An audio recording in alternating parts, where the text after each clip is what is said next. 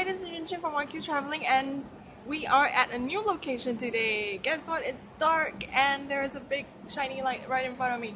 So I'm outdoors now at a what do you call these?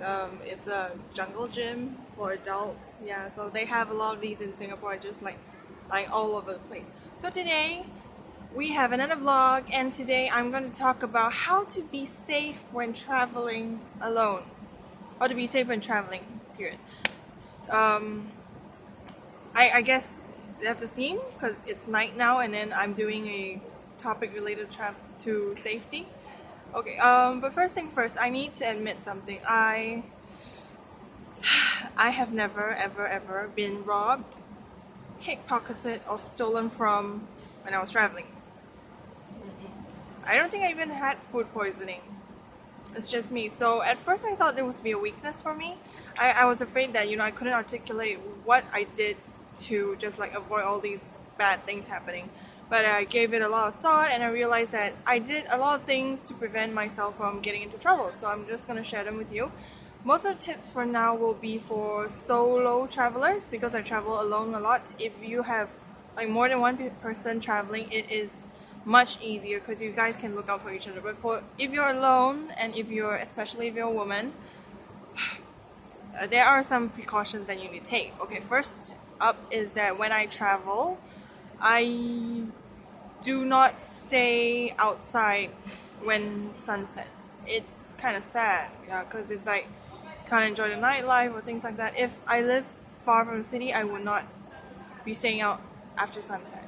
That was when I was doing my around the world trip, but nowadays I'm more relaxed with it because I'm a big girl now, so I know what to do. But when I was traveling, I made a point to go back to my house, whatever it was, like hostel room or whatever, before sunset, or at least come back to somewhere near the hostel before sunset. So that's one, and then I am always alert. So I read this book called The Gift of Fear. It is a wonderful book if you want to know about how to protect yourself from bad stuff. It talks a lot about your intuition. So if you're like walking down the road and you feel like, oh my gosh, I don't feel very comfortable, or someone approaches you, don't feel comfortable, trust your instinct, run, or at least go somewhere far. Something related to this is that if you're walking on the street alone, right, and then you find someone behind you and you just want to turn back and see who it is, I do not recommend you just peeping like this. Do not do that. So what you need to do is that you need to just stop and turn 180 degrees and look at whoever it is following you.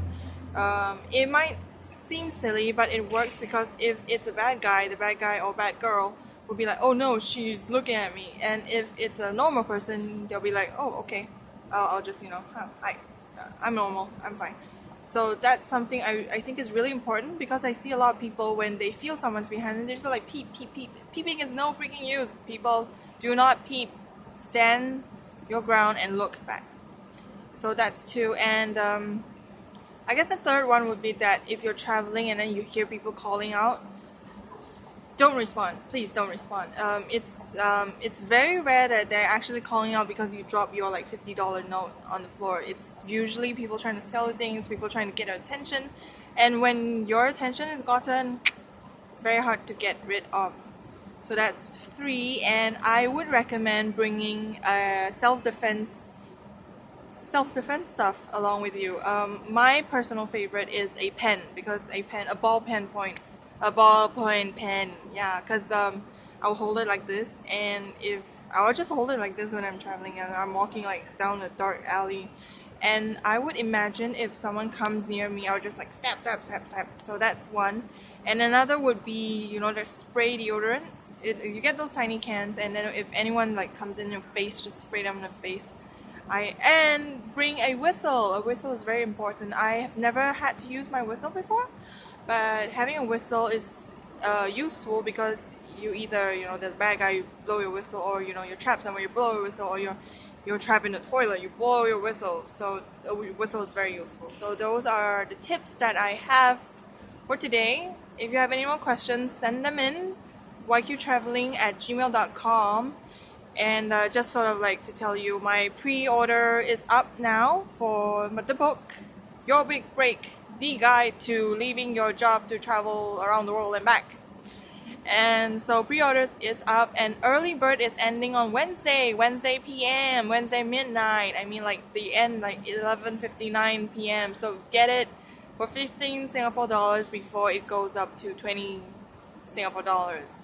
And there'll be a surprise waiting for you when you get the book. So I hope you get it. And then if you find this video useful, not useful, anything, if you find it useful, just send it over to someone else. If you don't find it useful, leave in the comments saying that, you know, I would rather hear more about something else, and then I'll feature them in a video.